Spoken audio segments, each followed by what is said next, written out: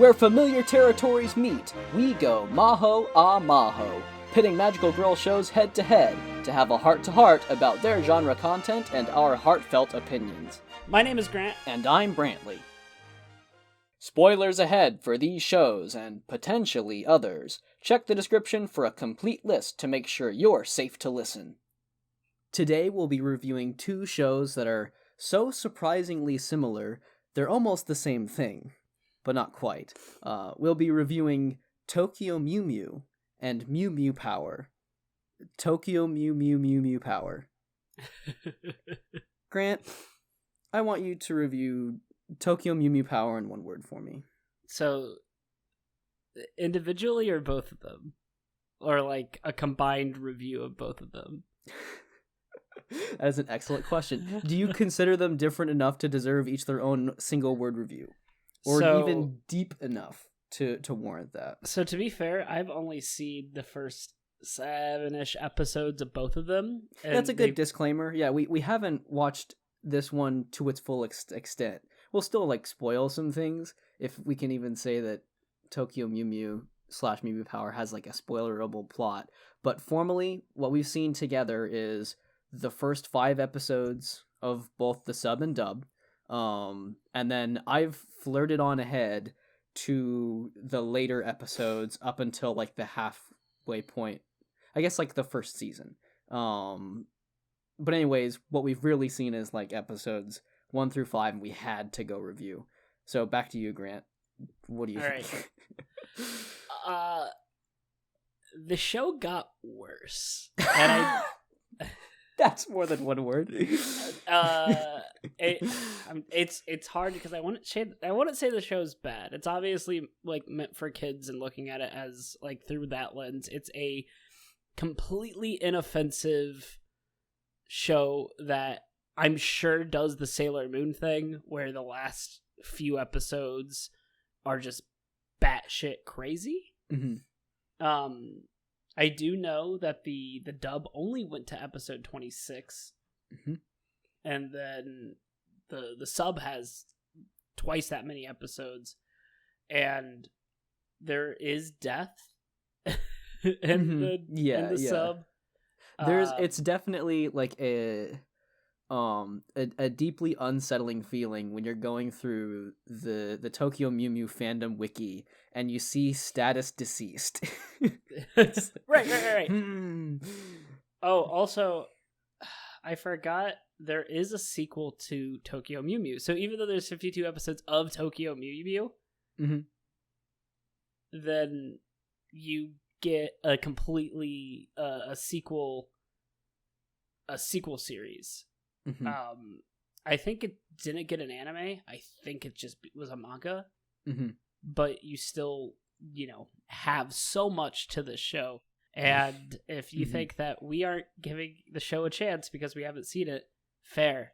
I might watch the rest of it. It did consume us for a few days where we were just oh shit, well, we might as well watch more. That's a good way to put it. And I know Ichigo dies. What? She comes back to life. Oh, well, that's less alarming, but still, there is straight death. Is it because she has 9 lives? No, she gets kissed by someone. Man, we should write this show.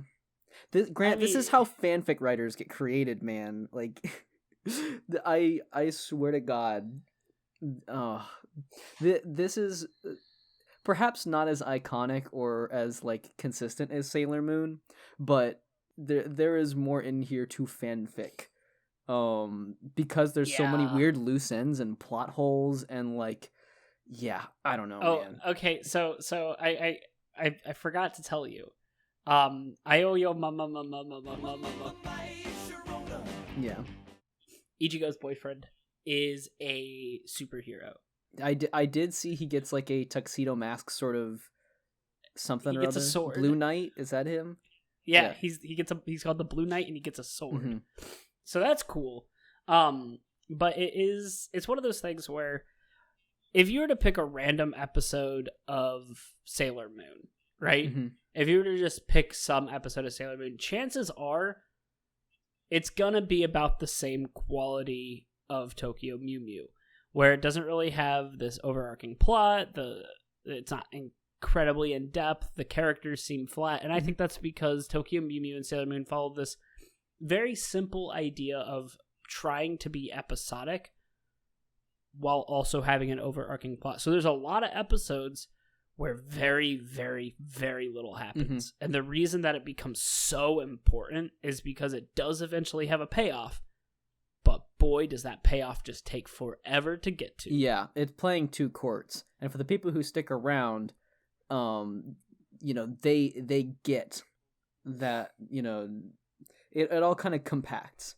I think that kind of is what becomes that whole, like, obsessive fan kind of stereotype, is the people who stick around to see the little bits that have been left along the way.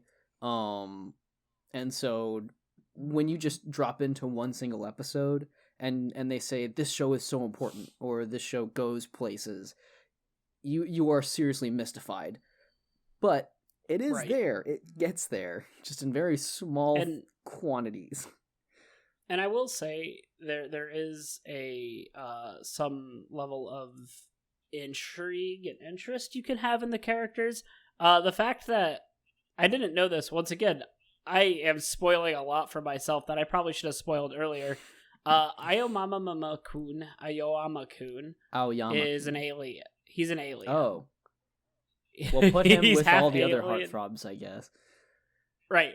So and I'm just like, and that's something that's big in this show, right? Mm-hmm. You don't get that, and it's like, I mean, if I were a 11-year-old child and that ball got dropped on me and he transformed and got a sword, I'd be fucking blown away. Mm-hmm. And I think that Tokyo Mew Mew, from a completely objective standpoint, is just a fairly traditional show that doesn't do anything completely special. It just does everything traditionally in a very, very solid way. It just can be very boring. Mm-hmm. From a very subjective standpoint, I would say Tokyo Mew Mew Power is serviceable. That's fine. I think serviceable is a great passable, but like it could be worked on. You can service this into something better, but for the meantime, it'll do. I don't know. Right. And I think the fact that it's super weird and super jarring, because there are moments when I was watching it with you where, especially in the, like, comparing it to the first episode, where you have Ichigo / Zoe running to school, and it's kind of meh, and the animation is, not great. It's not terrible, but it can have some really weird character designs. They'd go off model, like, incredibly hard.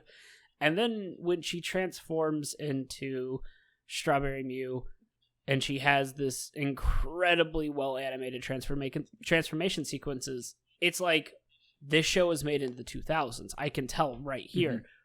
But at other times, like, this show is mid-90s. Yeah. It definitely has its... How do I put it? Again, I think it's in two different courts, Right. And the way I look at it, like, even like, it's really weird, because besides having, like, the same face structure, Ichigo and Strawberry Mew look nothing alike. Mm-hmm. While even, like, Lettuce, which is the stupidest fucking name at that show. Or Lettuce. Even she looks way different as her transformed person as well. Mm-hmm. But everyone else looks very the same. So it almost feels like a different show sometimes. Mm-hmm. Yeah, there's some dissonance there for sure. By the way, so instead I'm gonna say here, just by the trajectory of this, there are several different ways we could take the names. We're not gonna do, unless it's funny, then we might use the 4Kids, the Mew Mew Power names. But for the most part, I think we'll probably stick to Ichigo, Mint, Lettuce, Pudding, and Zakuro. So for the names that would be like an attempt at, like, a Japanese word that is mimicking an English word, instead of us trying to say, like, retasu over and over again, or booting, which then becomes pudding, which then becomes pudding. Like, we're just gonna skip to the end, so that way we're not, butchering an accent this entire time. Right. Yeah. So putting that out there. But so to kind of roll back into it, I think that. Wait, I don't. Oh, what I was gonna say. I don't know what I was gonna say. I just was immediately ready to give my opinion on nothing. Mm-hmm. So you just kinned Ichigo for like a moment there. Oh God, sorry. I didn't mean to deal psychic damage this early in the podcast. So even though the shows are fundamentally the same, I think there's a lot to talk about when you separate them. So I probably will refer to Ichigo as Zoe when I'm comparing the two as characters. Yeah. So I think that weirdly enough, while I think Tokyo Mew Mew is a better representative show with a better version of an overarching plot, and I think all the characters are way more interesting in Tokyo Mew Mew, there are times where it is refreshing for it to be Zoe and not Ichigo. Mm-hmm. And I think it's one of those things where I was watching it, and it's frustrating watching Ichigo be all, because she gets kissed by some alien and she's worried that she got her first kiss stolen. And then instead of that being her reasoning in Mew Mew Power as Zoe, she's just pissed that it happened. She's not like worried about it being her first kiss. Mm-hmm. She's just fucking pissed. It's great. Clipped around and it's adjusted. And so I think there are merits to look at them as separate shows. Mm-hmm. Yeah, and I think, and that's kind of what the Mew Mew, the Mahou and Mahou is, in talking about the censorship and the way that they Americanize things and how much it can be of a difference. Mm-hmm. So I haven't asked you. You just said it was serviceable. What do you think of Tokyo Mew Mew? I mean, I think serviceable just about covers it, but. And since we're on the topic of like the dub versus sub, I'll extend into that. I really do feel like each one has its benefits. If you want to just soak this up as a traditional magical girl show, then sure, go with the sub. You're gonna get like a Sailor Moon Light experience. But if you're more interested in having a laugh and sort of embracing the cheesiness of this and tapping into like the Saturday morning cartoons part of yourself, then I would say go for the dub. It's a little more self-aware and something we discovered, surprisingly not as edited as we would have expected it to be. Very, very little. Mm-hmm. It's certain things are changed, so like romance is toned down in general.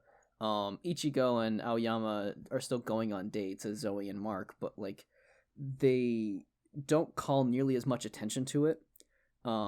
Case in point, Zoe getting her first kiss stolen by Quiche is treated as a near miss in the English dub, and then it's just done. And instead of her being caught up about it and not wanting to talk to Aoyama / Mark about it, and that being the reason to reject, the amusement park trip, instead, she just is getting kind of flustered and says, "No, I might have to work." And it's like, what if there's an attack? I don't want to be, having to go Mew Mew while he's nearby, which I think is a little more grounded and moves things along a little nicer. So yeah, each has its trade-offs for sure. There are definitely times where one makes more sense than the other. First episode of the dub is the 12th episode of the sub, where there's this, cherry blossom tree, that's like sort of the central part of the plot. In the Japanese version, they have a deeper sort of poetic meaning to the tree, whereas in the dub, there's a literal meaning to it, where I think it was, like Aoyama-kun's, in this case it would be Mark, good lord, like his grandpa had like proposed to his grandma at that tree or something. I don't know. Right. And so in the Japanese version, it's a little more poetic. either way, the plot of that episode ends up being that the trees are like releasing poison, and Tokyo is going to die as a result unless they destroy the trees, which is like, that's the baffling part to me. The places where you really think that they're going to censor it, or like, oh, there's no way this would be in the sub, this is definitely a bad for kids decision. No, it's just there. It is. When we saw the whole like, oh, the trees are like poisoning the atmosphere and you have to destroy the trees, Zoe, we just think like, this is goofy. I wonder what that'll be in the sub. It's basically the same thing. There's just, they're more clear that Quiche had used like something on it to affect the tree. That's it. Right.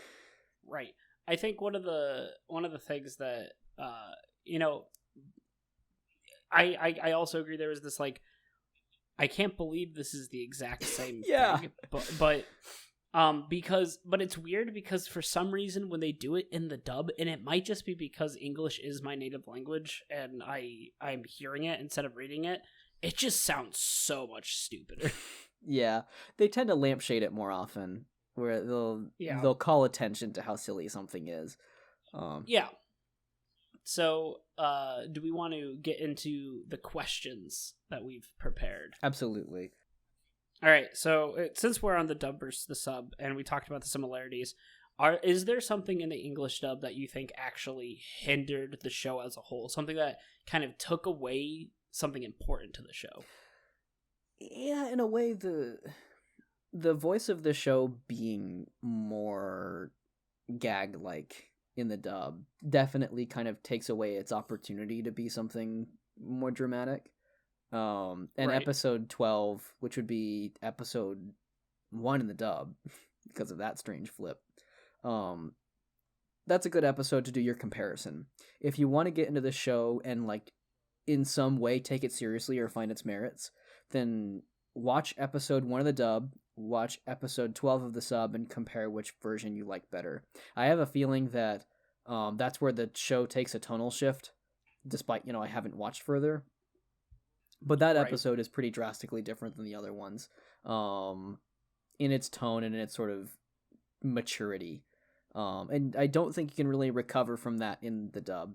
Not to mention, the dub cuts off at some point. It has just less episodes overall. Yeah. Right. And I don't believe they rushed the ending. I believe they just did not dub the second half of the show. Right. And I'm assuming that's where it continues to get a little more tonally serious, Sailor Moon style. Right. At this point, we have mentioned Sailor Moon quite a few times. You might wonder, hey, why isn't this Mahou Mahou Sailor Moon versus Tokyo Mew Mew Power? And honestly, I feel like it's because it's not a competition. Yeah, I think that comes from the fact that Sailor Moon does have like 120 episodes. It's not that many, but it's quite a bit to kind of build this character development. And yeah, it's silly, and yeah, it's stupid at some points, and yeah, there's some really weird choices in character designs. But I mean, you get a lot of payoff with Sailor Moon. And as much as we found out that Tokyo Mew Mew did have a lot of weird influence on the world, there's so much influence from Sailor Moon, and even not even the good things. Yeah. The reusing of the attack animations to having all the characters spend their time transforming, and it's hugely long. And I think that while they do have a lot of comparatives, I just think that if you're looking for the traditional Sailor Moon show, you should watch Sailor Moon. But this isn't about if you should watch Sailor Moon. This is about how a dub can change your outlook on a show. Yeah. And so what we've discovered is, like, in this little quasi experiment we're kind of running here,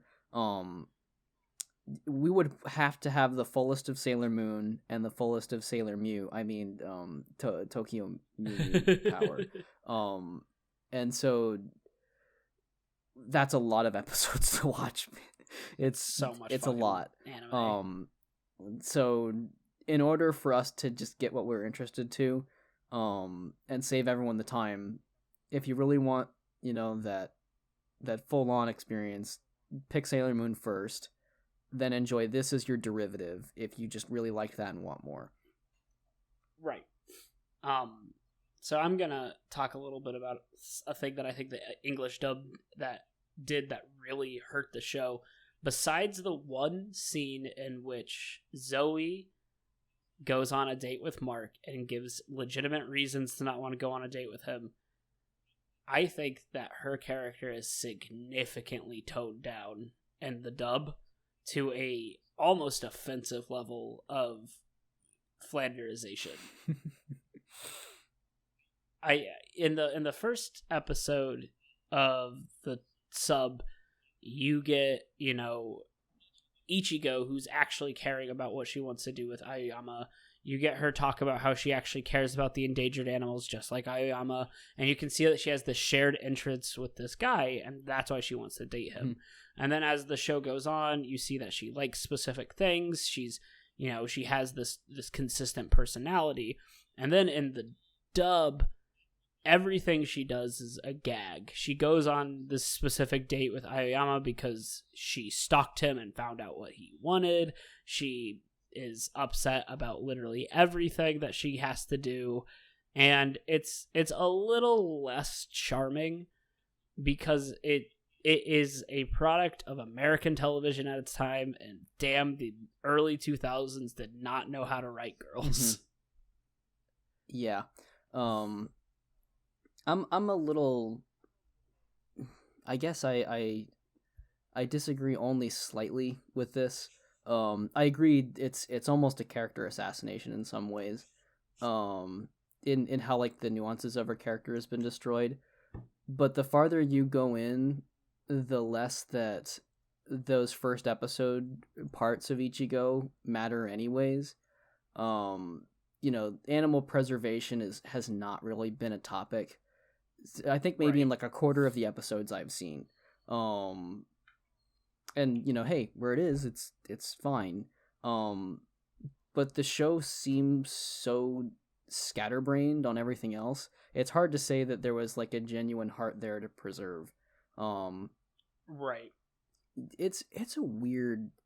I'm just gonna have my little rant right now, and then we can head back into it.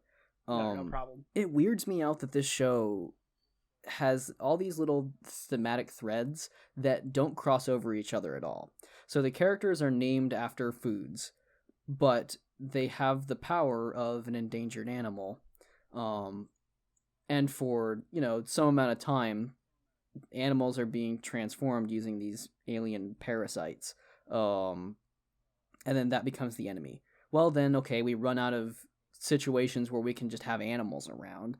We don't want to repeat situations, and so now we take a spirit of a human and combine that with a parasite, and it makes like a Sailor Moon monster, so like a concept that's been monsterfied, or the manifestation of someone's spirit and some combination of an animal. Like, oh, it's a Kappa monster this episode or whatever. By episode 12, there is no animal monster at all. It's, a tree that's been, or several trees that have been like virally infected, and then they're going to poison the air. It is constantly ditching its own ideas and doesn't know how to cross them together. So I guess in that sense, the dub taking it down a notch, or 5, doesn't bother me nearly as much as it might to you. But that being said, I don't disagree with you on the actual content itself. You're totally right on that.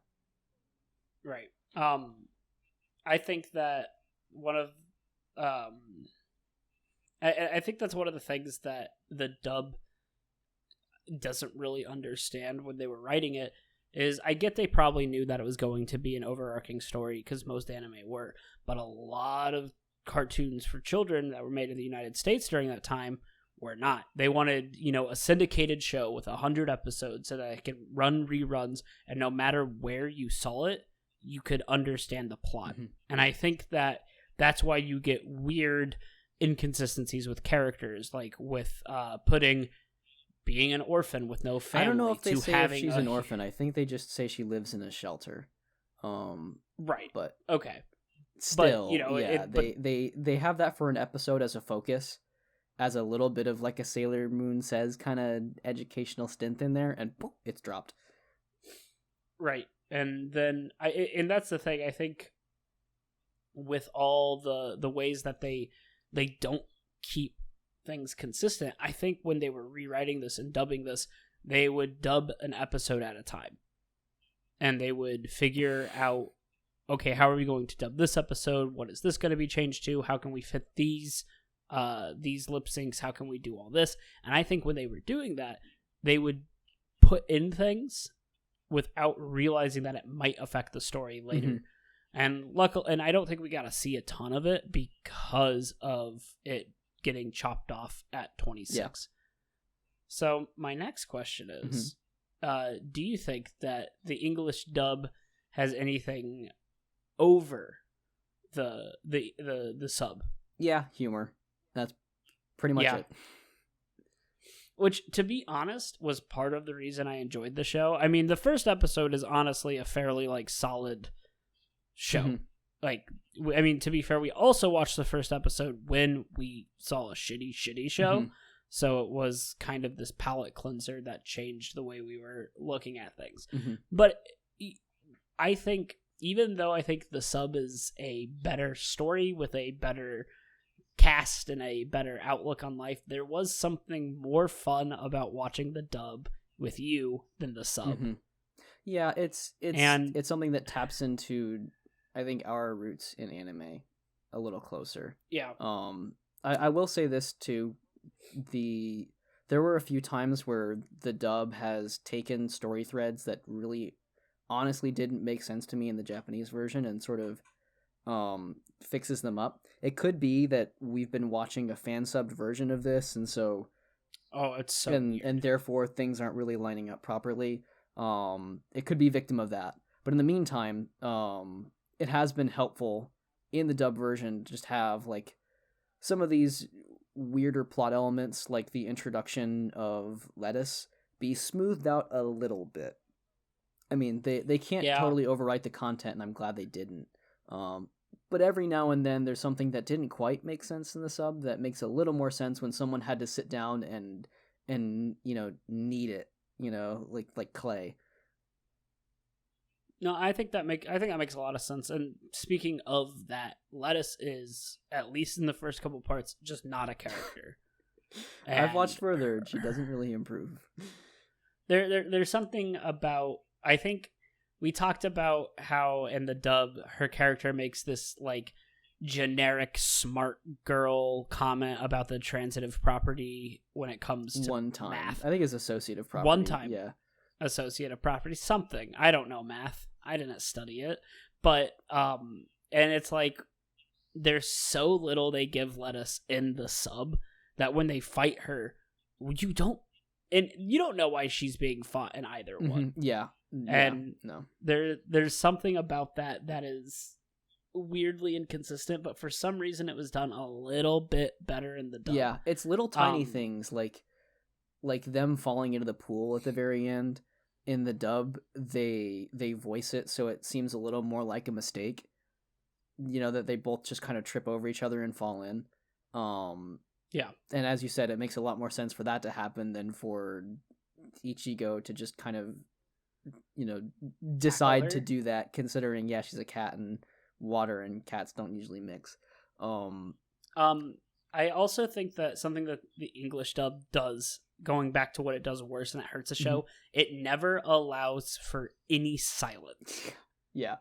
And I think that's so it's so weird, because you watch the Japanese version, and there are times where the characters will ponder, they'll think, and there might be a little bit of music or there might be a little bit of sound, but they're not talking.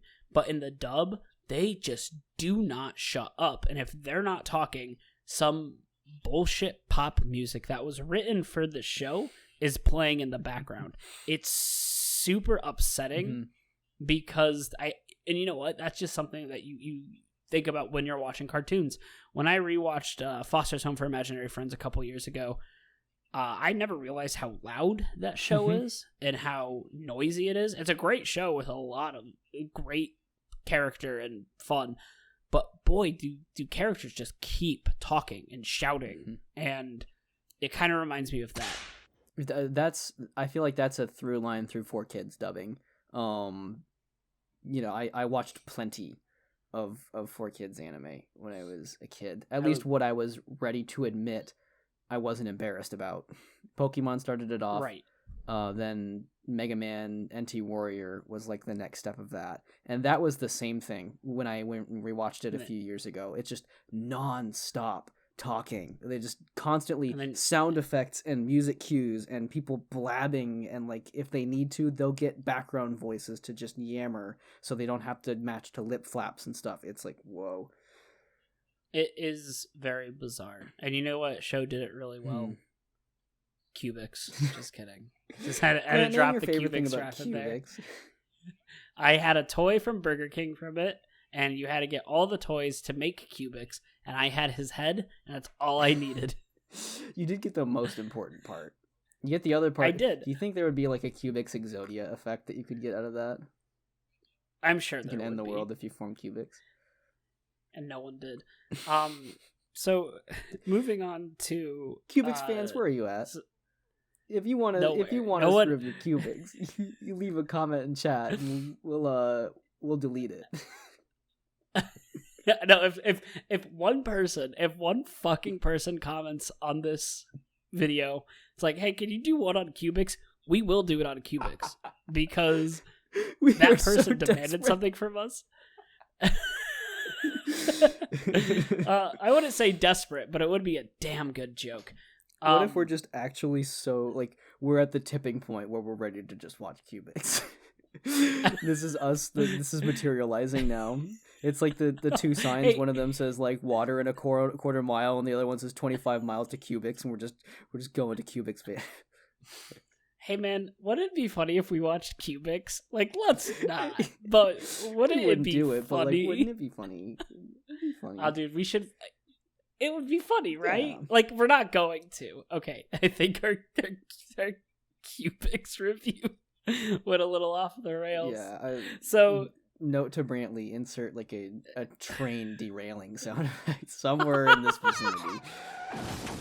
So, for performance-wise with the cast, what do you think? How do you think the cast of the 4Kids dub, how well do you think they did?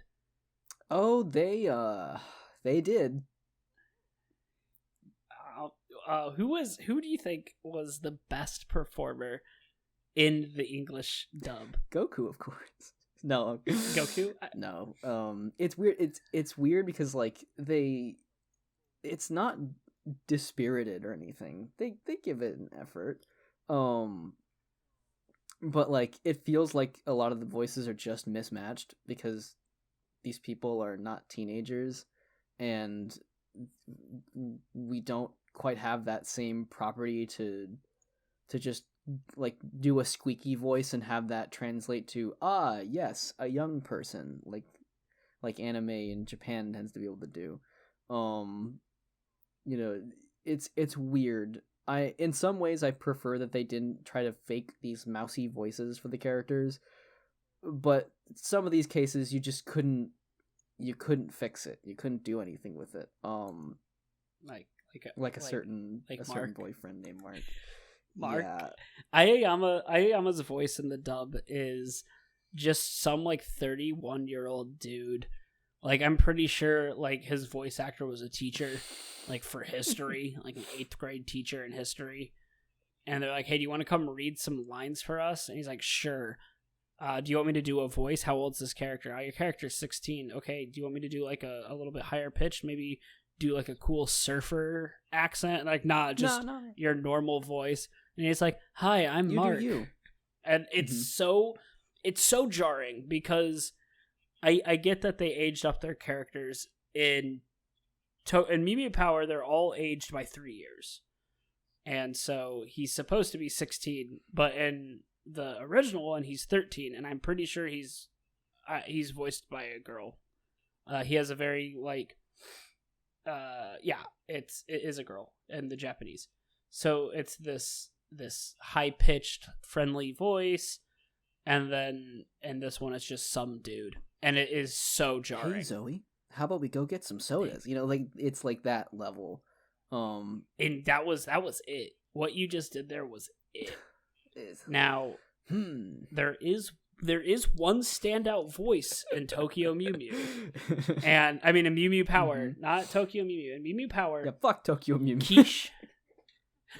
Quiche is voiced by Tony Award-winning Andrew Rannells, who did who was the leading actor in the Book of Mormon as Elder Price.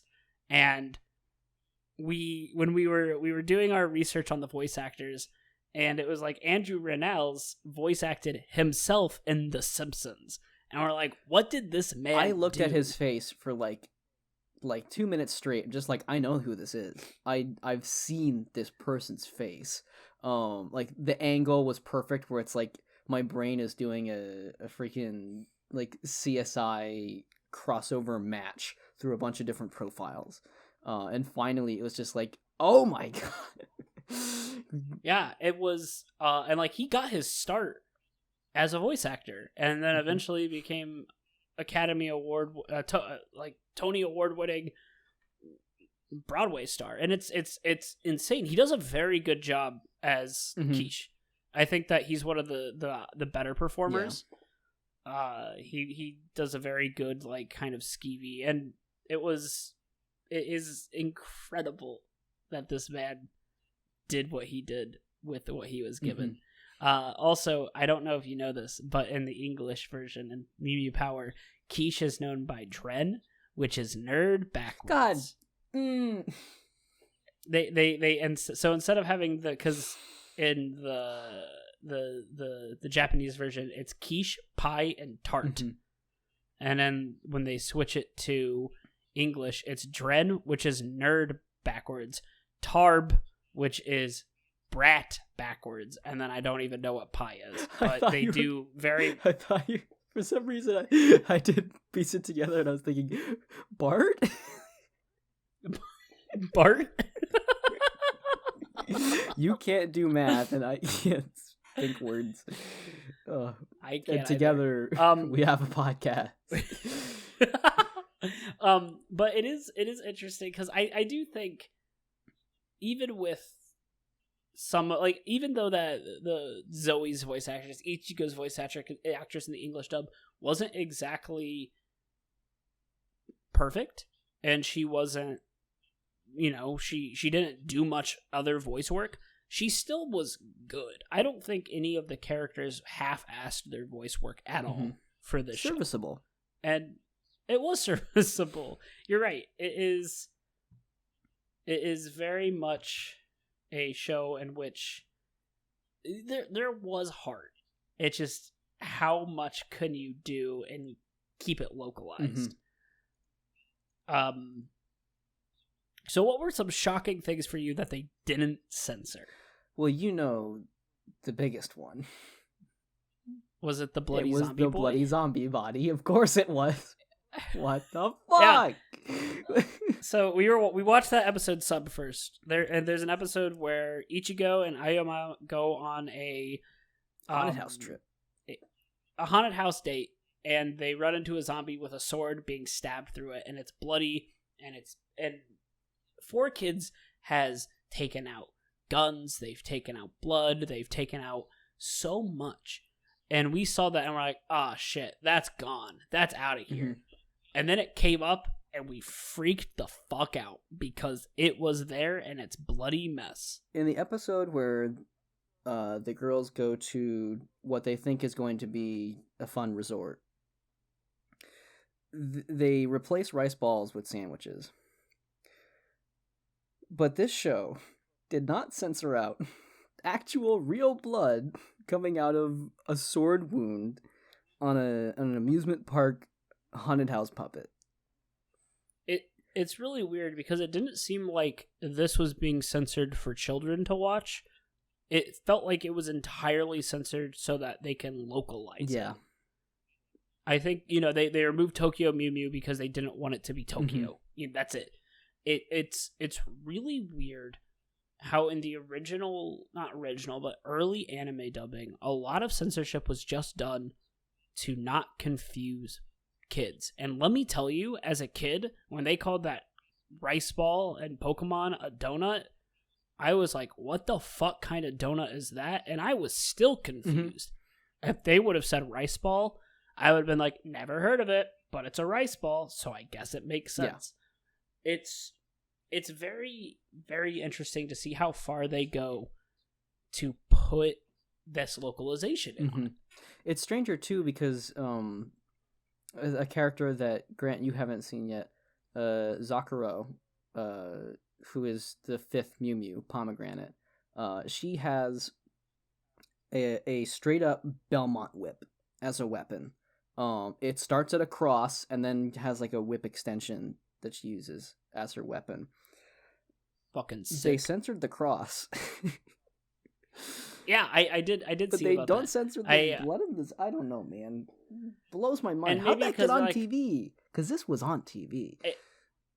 It makes me think that they were like, oh, well, since we know it's fake blood on a fake character in a fake show. I guess so. But even then, it's super... it's interesting how much they work to change things. I know some of the transformation scenes were completely removed, except for like short clips. They're clipped down heavily, yeah. Which, to be fair, might not be because they're trying to censor things. I do think that it is part of it, but also because those transformation scenes can take like 5 minutes. You gotta fit your commercials in, man. Gotta fit your commercials. There's a ton of commercials. Gotta fit in your very long, custom-made dub opening song. It's so long. Holy shit. I forgot about that. I also forgot about the rap. The little like rap breakdown that Ichigo does in the dub. Oh, you mean Mew Mew style, Mew Mew grace, Mew Mew power in your face? Is that what you meant? Yeah, I do mean that. Okay, good. I'm glad you remembered Mew Mew style, Mew Mew grace, Mew Mew power in your face. Because you're going to hear it every single episode. You're going to say that every time, aren't you? And I know that she does that in the Japanese sub with, like... It's like the Mew Mews are at your service, yeah. Which is, another it's fine, disparate element, the maid cafe thing. That's just chucked in there. This show is all over the place, man. It doesn't know what it wants to be. It doesn't. And I think, as far as we know... cosplay cafes existed before Tokyo Mew Mew. We did find that out. But there weren't permanent maid cafes before Tokyo Mew Mew. So once again, we're not saying that Tokyo Mew Mew made maid cafes, but damn, I would not be shocked. In the same vein, we're not saying that Tokyo Mew Mew influenced the screenplay of Spider-Man 2. But there is a scene in Tokyo Mew Mew in which Ichigo does a backflip over a car. And they're like, how'd you do that? And she's like, I just can. Does she mention something about vegetables? No, she does not, but that's in the Spider-Man 2 he does. Eat your green veggies or whatever. But it's very similar. It's very similar. Don't prove us that wrong on another preceding version of that event. I want to live in blissful ignorance. So, do you think that when you are dubbing over shows, do you think that there is a acceptable amount of censorship that you should do to the original, or do you think you should try and keep it as accurate as possible? Depends on context. I think it's going to matter based on the culture you're bringing it to, and in a sense, like for political correctness, I feel like that weighs in. I'm not going to sit here and wax on about every factor that, should and shouldn't be changed. It's going to depend on who your audience is and how you're marketing it and what age group and whatever. But like, if there's something that's sincerely problematic, then sure, I think it's worthwhile to edit it into something that's more healthy if you can still maintain the essence of the work. If the problematic piece of it is supposed to be cast in a light that displays it as problematic, and you can do so safely without, traumatizing or triggering someone, then sure, that's another thing. That's why there's not really a clear answer to me. But I would say stuff like changing bento to pizza, you know, that stuff is kind of inane. As someone who, you know, is a creative person and makes creative things, I certainly would not want to lead a staff and have to tell them, yeah, guys, sorry, you have to repaint these cells because we can't have Japanese food on screen. You know, there's some stuff that linguistically gets really awkward. For instance, there's an episode of Mew Mew Power in which a character comes to the cafe and starts speaking Spanish at them and they don't understand what she's saying. In the Japanese version, they're all Japanese and the woman is American. So that by being dubbed over, it gets weird to say, have the characters state she's not speaking Japanese. What do we say to her? Because they're, you know, verbally speaking English without having like an on-screen note to clarify this. And everyone knows kids watching Saturday morning cartoons are not there to read. So yeah, it's a weird one. Cases like that are definitely strange. However, I think if Netflix has proved to us one thing, it's that people are more willing to watch subbed anime than maybe we would have thought before. And maybe that is healthy to just bring on over, expose people to it, let them think what they'll think. As long as we're doing so conscientiously. What are your thoughts? I think there is a level of unique, like, I don't disagree that some things are like problematic. However, I think that if you think that something is worth bringing over, you should try and stick to the original as much as possible. I think Sailor Moon, which here we go again talking about it, is a really good example of that. The Sailor Moon 90s dub, while fucking hilarious in a lot of different ways, is, you know, that actually has meaningful censorship that can be looked at and be like super disagreed with. I mean, they did, you know, gay erasure, they took a lot of serious tones out of the show, and then when they redubbed it recently in 2014, the Viz dub, I love the Viz dub. I think it's great. I think that, you know, as someone who, I love subs, but also as someone who really likes to, when it comes to comedy anime, or even like comedic moments, it's much more refreshing to hear it in your own language, because it's less of reading a joke and then having an animated background to that joke. You get the full delivery of it involved instead of having that secondary processing. Right, and things like Nichijou are fine because Nichijou's, you know, jokes come from its incredibly like surreal weirdness. You're that immersed it has in with those over jokes. the top. Like it has a way of helping you set up pace with it. Right, but when it's just a quick gag or a quick quip, I think it's much better in dub. And I think that with Sailor Moon doing that, I think that's a very good example of what not to do with a dub, and then what to do with the dub. Because in the new dub, they don't change anything. They keep all the Japanese reference. They keep all the stuff that might have been like, that's not super great now. But they keep it because it is something that was, you know, a 90s show. And they kind of want to keep that integrity. Yeah. And I think Tokyo Mew Mew would benefit from a dub. I mean, obviously, if people would be interested in it, but it would benefit from a dub that keeps the original Japanese stuff, so that you still get this kind of over the top goofy shit with some really honestly funny parts. There's a part where, and they kept this in the American dub, and I loved it, but there's a part where when she crashes into lettuce and it like takes a cut to a test dummy crashing in a car. I thought that was funny, and there's a lot of comedic moments that they could have done. Well, and that stayed in both using versions, the dialogue too. Yeah, it did. It did. But I'm saying that I think Tokyo Mew Mew has good comedy. I just think that when you are trying to change the tone completely in the dub, you can kind of lose some of that comedy. And then when the Japanese version is, you know, I mean, to be fair, we're also reading really, really bad fan subs, but without having that impact of the delivery, it can hinder it as well. Yeah. I think I want to roll back my opinion on this. when it comes to, say, even the problematic content or the weird cases like linguistic barriers, I think there's a way you can still trust the show to frame it.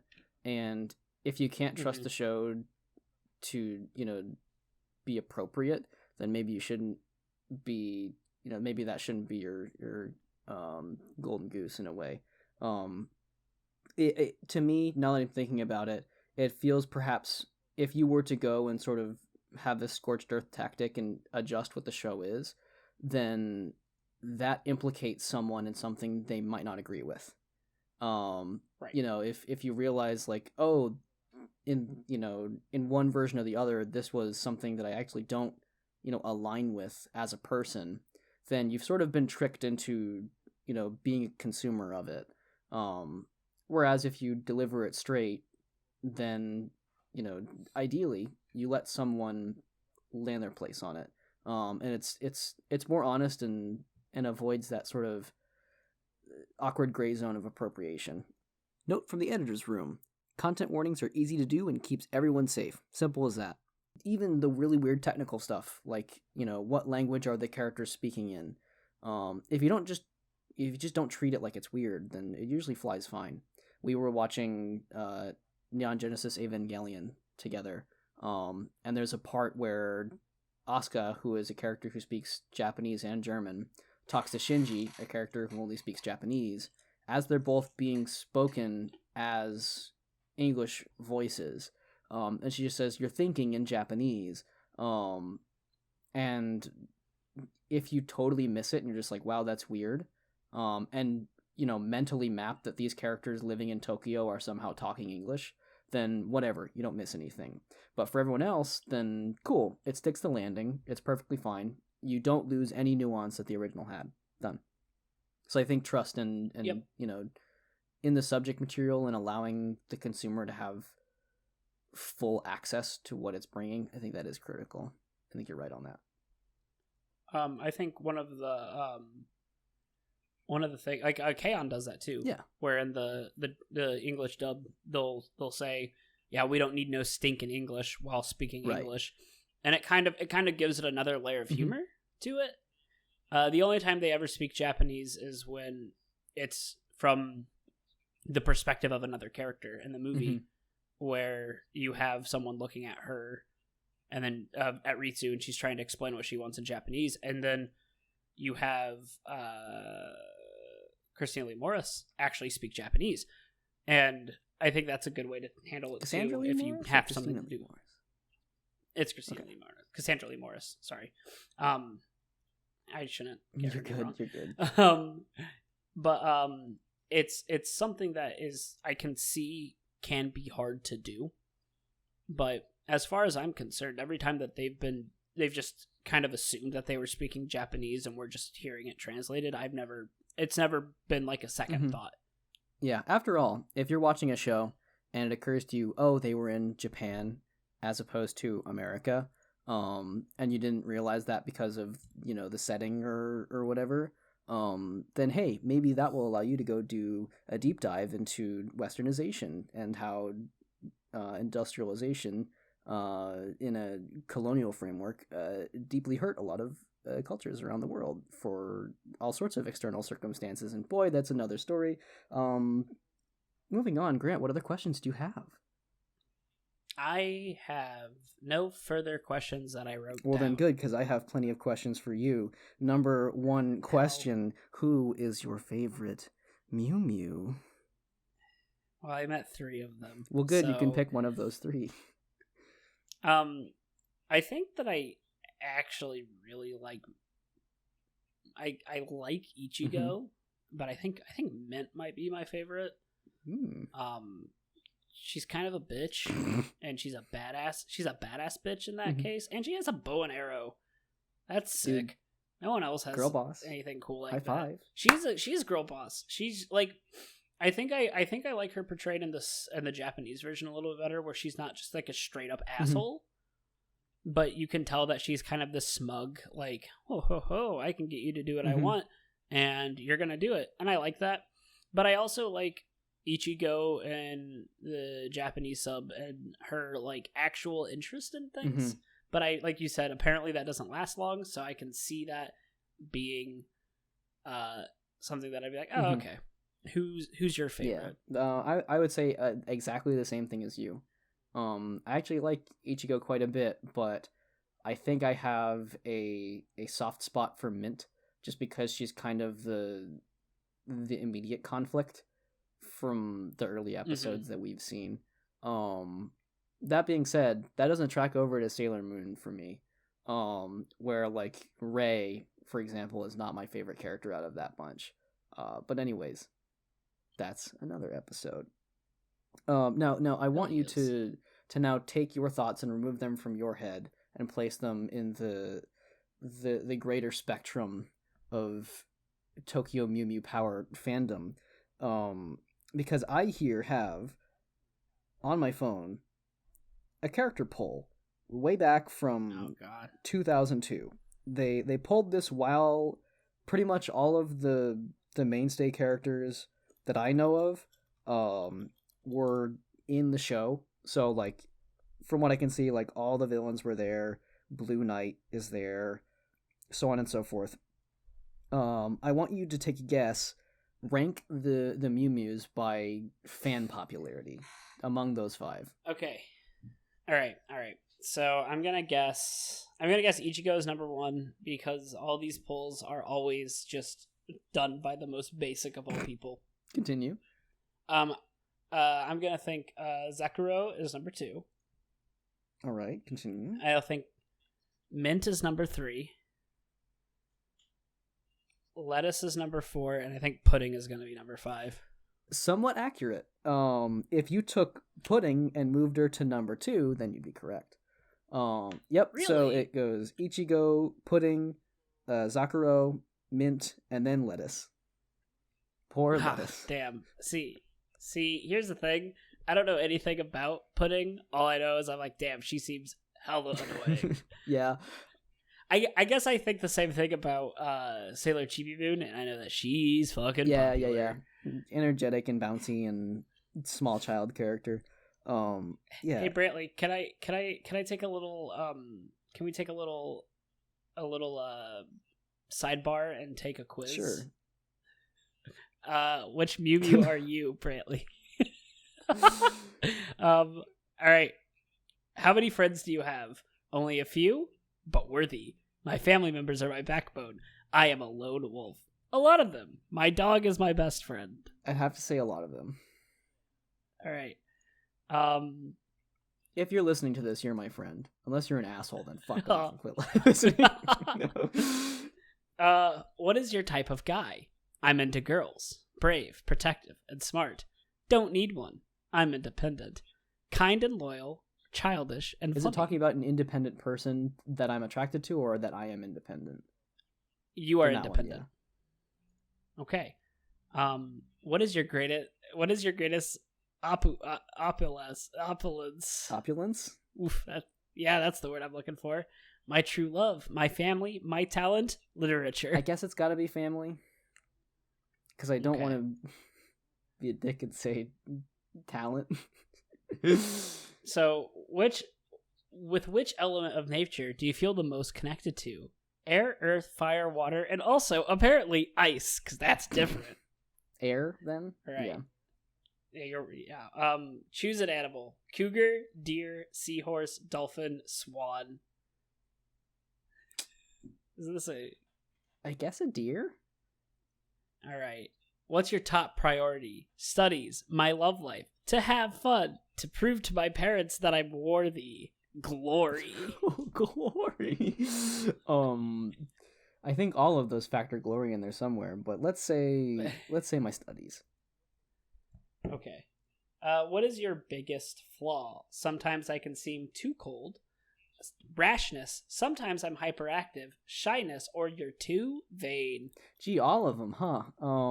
The vanity thing is something I'm actually worried about, but like in terms of what's had an impact on people in the past, like where I've messed things up, it would probably have to be being too cold. So put that. Okay. Would you fall in love with the enemy? Gonna have to say no on that one. For multiple reasons. You didn't give me the question. You didn't let me Okay, even sorry. read the What are the questions here. options? I thought that was gonna be a yes or no.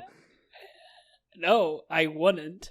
If we have something in common, they can only fall for me if the enemy is hot. No, I wouldn't. Sorry, I just thought. No, it's valid. Yeah. I just thought. You thought you might coerce me, but unfortunately not. Pick the lovable. It doesn't even Pick say the anything. lovable. It just says pick the lovable. You have Ayama-kun, smart, cute, very athletic and popular. Kietro, kind and always there. Zakaru, she is my role model. Tart, he is sweet and funny. And Ryu, he is handsome and intelligent. Wow, they are really kind of steering these characters, huh? Like, oh, Rio is intelligent and handsome. Yeah, he's also kind of a dick, but we're not going to mention that here. I guess it'd have to be Zakuro. All right, you got. Oh, sorry, one more. Are you good at keeping secret? Are you good in keeping secrets? Well, I'm trying to be. Yes, I'm very affectionate. I cannot resist gossiping. Sure, I'm always withdrawn. I can be really blithering. I'm going to keep that shut tight. Whatever that is. Okay. You're calculating results? Your lettuce. Gee, I couldn't have guessed. I got Zakuro, so I thought you would enjoy a nice little Mew Mew quiz from playbuzz.com. Oh, I definitely enjoyed it. On the inside, I wish I could be Mint, but I know I'd never be that bitch. Grant, in the spirit of me being lettucekin, would you like to guess how I make my salads? What goes into it? Just fucking lettuce, dude. Lettuce, cheese, and croutons. You're like, I'm making a Caesar salad, but really, you just want lettuce, cheese, and croutons. Ding, ding, ding, ding. I mean, there's also dressing on it, but I'm not gonna lie. There was one time where I was like, man, I need filler food, and I don't feel like washing dishes, and this lettuce is gonna go bad soon. So I took a handful, gave it a try. Didn't turn out well, but I did chew and swallow. All right, so I now am that we I have am that ended, bitch. To put closure to that. So now that we've ended our segue into from what Mew Mew are you, we can get back to your questions. Good. Brandon. It's too bad because they're not important as that was.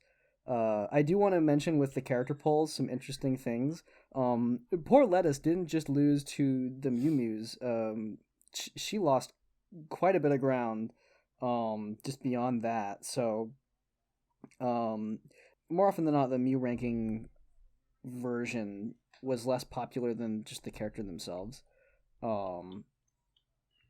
And so, like, well, for example, normally Ichigo beats Mew Ichigo, who beats Neko Ichigo. There were 3 versions of Ichigo. Wait, there's an episode of this show where she goes full cat. But why separate them? They're the same character. No, they're different. You said it yourself. No, There's sometimes when they're fighting and they're in costumes and it feels like a different show. Ichigo and Strawberry look nothing alike. Almost feels like a different show sometimes. So you're right. You're right. I'm sorry. I do. I want you to guess how many ranks lower than literally all the other Mew Mews Mew Lettuce is. I'm gonna say 7. No, you overshot on that, but okay. You might not have overshot on how far down normal lettuce is. The last place Mew Mew besides lettuce is Mew Mint. By the way, all of these were pretty much consistent, where it was the Mew form and the human form like neck and neck. So I'm gonna list it down from the bottom, from the top down. So it was normal Ichigo, Mew Ichigo, Cat Ichigo, Mew Pudding, and then just Pudding. Normal Zakuro, Mew Zakuro. Normal Mint, Mew Mint. Then we have Masha, in other words, R2000, in other words, Mini Mew. Then we have Aoyama-kun. Really? God, Aoyama's... He's up there. And then Man. Yeah, and Aoyama beat his own Tuxedo Mask alter ego. And then we have Mew Lettuce. But if we take, let's say, 1, 2, 3, 4, 5 other ranks down, then we hit normal lettuce. So you were spot on, 7 ranks down. They just did her dirty, man. I think, which is, it's super weird because she's the Sailor Mercury Sailor type. Mercury. Yeah, she's the total opposite in terms of favorability. Well, because they use Sailor Mercury's smarts and her bookishness. They don't do that with Lettuce. You know who else Lettuce lost to? Quiche? Yes. And also Blue Knight Obviously. and Tart. Tart was even more popular than Perfect. Quiche. But also I know Cart. Also lost to Alto, who is a side character cat in the episode where Ichigo fully turns into a cat. This is beautiful. This is the most exciting thing I've heard about this show in so a long time. Happy.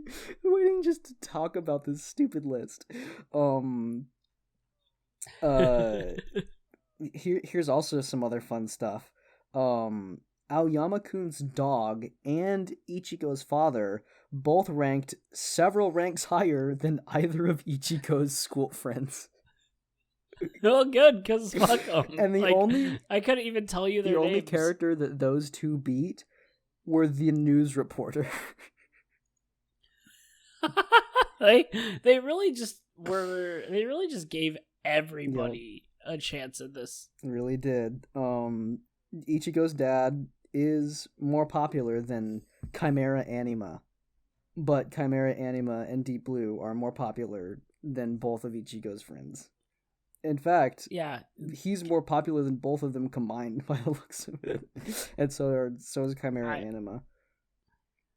That's amazing. Yikes. That's perfect. Boy oh boy. So hey, we were accurate. We have the mind Hell of yeah. 2002 Japanese young girls. Excellent. Fantastic. All right. I have just like 2 more things. One of them is a piece of trivia, and then I want to sort of end off with an incredibly important question. So, I went digging through the fandom trivia pages, because boy, again, this is the kind of show that just indulges fandom because of the gaps and the weird things that they just don't touch on or rush through. And so people will take the comparisons between dub and sub. Mint has a really bizarre history with how they handle her in like a women love women way. So in both versions, and I've personally skipped to this episode to double check. She like fawns over Zakuro. She like admires her. So Zakuro's a famous singer, and she's all about her. Now it's debatable whether it's a crush or it's like just idolization in both versions. But also when she appears on screen, Mint gets heart eyes more than once. Lots of blush lines. Reading from the wikis on this, Mew Mew Power generally tones it down. However, in watching the dub, they explicitly have a line where she has like a magazine, like a fan magazine of Zakuro, and the other characters grab it and are looking at it, and someone makes a point of like, isn't this the kind of thing boys usually have? And they called it like they said it was for like super fans. That's fine on its own. You know, it's like, oh, that's cute, but whatever. It probably means nothing. But to quote the wiki, which again, fan-made, you know, not the most incredible authority on this, but still, I'd almost trust them more. Quote, her attraction to men has been cut out completely in Mew Mew Power. which I just think is the funniest way to phrase that content. There is a part where all the characters are like thinking of people they like or admire. In the Japanese version, Mint is just thinking of some random dancer that she aspires to. In the dub version, they get rid of that dancer and drop in who else but Sakura.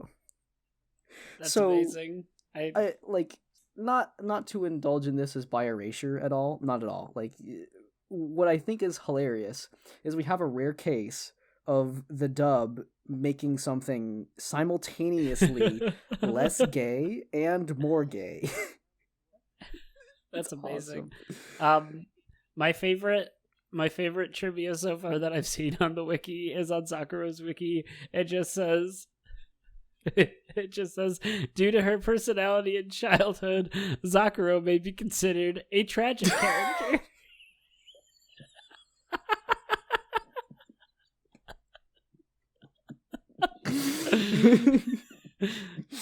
That's all it says. This wiki is amazing. Folks, if you're ever bored, this is just so much fun stuff. You don't even have to watch the damn show. Just read it. Just read the fucking That's the wiki. kind of sentence that, like, I'm thinking of the test dummy crash bit in this show. That's what it reminds me of. So I consider her a tragic character, and that period hits you like a fucking bus. Wow, okay. It's so incredibly vaguely vague. Like, I don't know, man. It's just funny to me. Okay, let's close this out with the most important question. Grant, What's the most? Yeah. which is better, Mercury Bubbles Blast or Ribbon Lettuce Rush? Or another way to phrase this, let's be real, which is worst? Dude, here's the thing. At least Lettuce Rush sounds like it's going to hurt. Mm-hmm. Mercury Bubble, literally every time she uses it in Sailor Moon, the battlefield gets foggy. Yeah. That's it. And then someone hits them with I can't remember Sailor Mars's first attack, because she gets the mandala one that goes doo doo doo doo doo doo. She has attack of set you on fire. I think it's like Fire Soul. Firestorm. Is that it? Yeah. So, no, I think it's Fire Soul, but she also gets the part where she uses her powers as a medium to basically stun the bad guys, because apparently they follow Japanese spirit mythology. But and then that she hits him with that, and then Sailor Moon hits him with Moon Tiara power. But Mercury Bubble sucks. It sucks so hard that occasionally the characters in Sailor Moon later will use their original attacks from the first season. I don't think Mercury Bubble ever comes back. I don't think. I mean, but damn, Lettuce Rush? That sounds like a fucking free salad bar. Yeah. Come down to Pizza Hut for our fucking Lettuce Rush. Dude, I know that by how this goes, they all try to use their name in the attack, but Deep Sea Surge Attack and like Tidal Wave Attack and the other names they come up with it in the dub, I like those a lot better. Lettuce has nothing going for her. Just give her a cool attack, you know? Like, do her Lettuce a solid. has nothing going for her. Dude, apparently they added more to Sakura's backstory in the anime than the manga? In the manga. Ooh. Yeah. Which would then lend credence to the theory that she may be a tragic character. In the wiki it says Sakura's background is more developed in the anime adaptation, and then in parentheses it just says no backstory is verified within the manga. What the fuck does that mean? Is it just like, oh, it's mysterious, or like, or it like might be, I read or the manga it might just didn't like it. And I want them to tell me exactly what happened. Okay. Oh boy. So that's Tokyo Mew Mew and Mew Mew Power. I think that if you want to watch it with friends and you want to watch something that will make you laugh for how stupid, and I will say, Mew Mew Power is so early 2000s it hurts. Like, it is by far one of the most like outside of early Disney Channel, there's something so primal and primordial about this. How 2000s. You know what they say? We've got the animal instinct. That's what they say in the when they're transforming in the dub version. Yeah, it's like we got the animal instinct. There's just something so like she has a flip phone with a start today, stuff like that. Right, exactly. It seems even outside of the dub being early 2000s, even the Japanese sub is fairly early 2000s. Mm-hmm. It's not quite as Americanized, obviously, but watch the dub, and if you grew up if you were born in the mid 90s, you will watch this show and you'll be like, oh my fucking god, this is exactly what was playing on everything. But if you want something with a little bit more nuance, and that might be a funny show, give Tokyo If you want to Mew go the a try. long haul, Tokyo Mew Mew is the one that will actually get there. So, Brantley, do you have anything else to say? Yeah, if you follow up on watching Tokyo Mew Mew and start wearing a ribbon around your neck with a little cat bell on it, you're gonna get bullied. So just know and that doesn't happen to her, so. but like, be warned, that will lead you astray. Thank you for listening to Familiar Territory. If you like this episode or any of our previous episodes, like, comment, and subscribe, and we may watch Cubics, or don't, because we are not your dads.